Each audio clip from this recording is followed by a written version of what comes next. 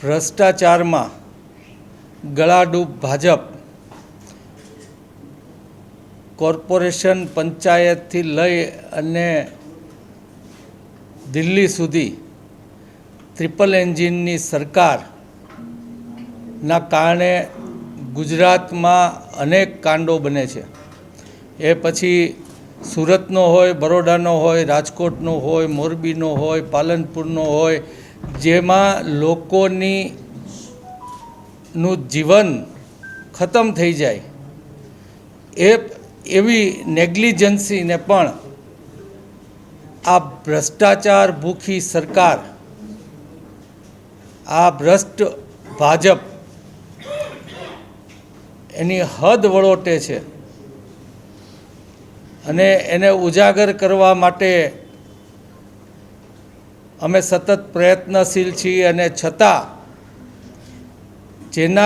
જે પદાધિકારીઓ અને જે ઉચ્ચ અધિકારીઓ દ્વારા આ ભ્રષ્ટાચાર કરવામાં આવી રહ્યો છે તેને સતત ને સતત હજી આજ દિવસ સુધી રાજકોટે બંધ પાડ્યું અને એનો ગુસ્સો દેખાડ્યો। રાજકોટની પ્રજાની વિચારની કોઈ પરવા કર્યા વગર હજી પણ તપાસમાં એ લોકોને છાવરવામાં આવી રહ્યા છે।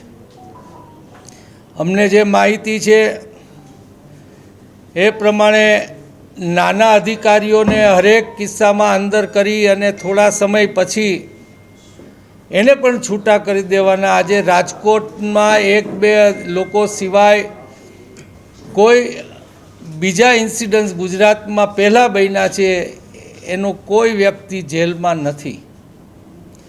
ત્યારે રાજકોટની પ્રજાએ જે જાગૃતતા દેખાડી છે, મીડિયાના લોકોએ જે ચિંતા વ્યક્ત ગુજરાત માટે કરી છે, ત્યારે અમે પણ એમાં જાગૃત રહીએ ખૂબ જરૂરી છે। અને માટે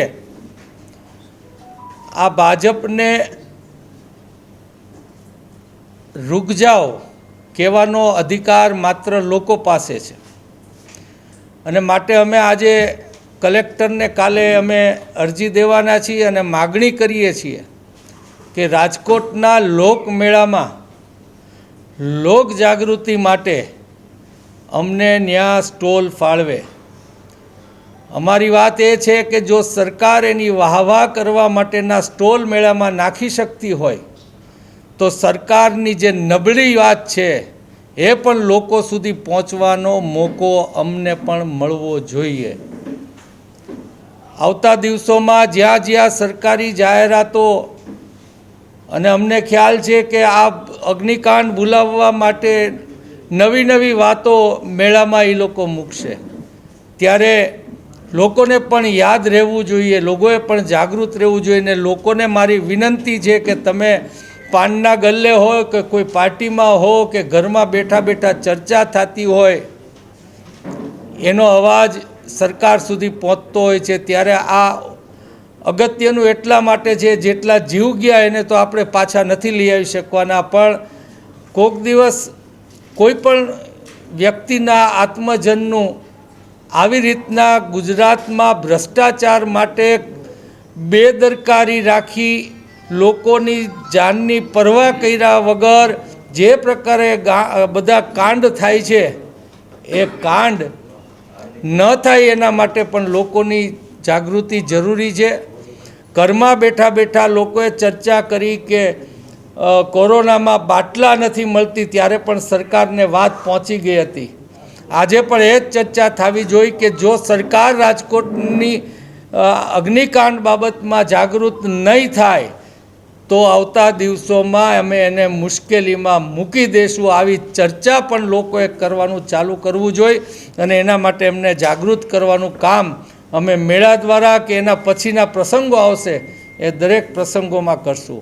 તો અમારી માગણી જે છે કે એને પૂર્ણ સહાય મળવી જોઈએ। અને બીજી માગણી અમારી એ છે કે આવું ફરીવાર ન બને, ભ્રષ્ટાચાર માટે જે બની રહ્યું છે એવું ન બને એના માટે તમારા પદાધિકારીઓ અને તમારા ઉચ્ચ અધિકારીઓને પણ આમાં સામેલ કરો, એટલે ગુજરાતમાં એક દાખલો બેસે કે ભાઈ આવું કરશું તો આપણે જેલના સળિયા ગણવાના થશે, ભ્રષ્ટાચાર ઉપર રોક લાગે।